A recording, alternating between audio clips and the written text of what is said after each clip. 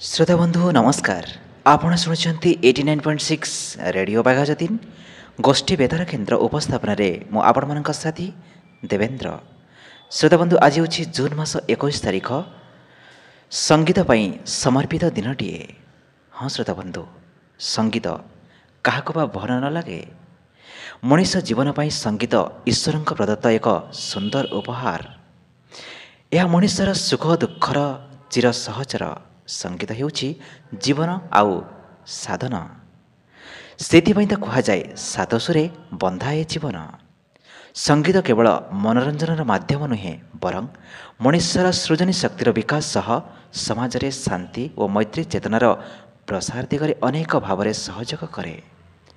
विभिन्न काल्पनिक कथा तथा भावना को शब्द रे परिणत करी परिवेषण कर संगीत सबु समय मनीष को आनंद दे थाए। संगीतर गुरुत्व बाबद लोक को अवगत कराइबा तथा संगीतज्ञ को उत्साहित करने लगी प्रतिवर्ष जून 21 तारिख को विश्व संगीत दिवस भाव पालन करा जाए। सेहीपरि म्यूजिक थेरापी मनुष्यर मानसिक दुश्चिंता अवसाद तथा सुस्थ शरीर लगी खूब उपयोगी।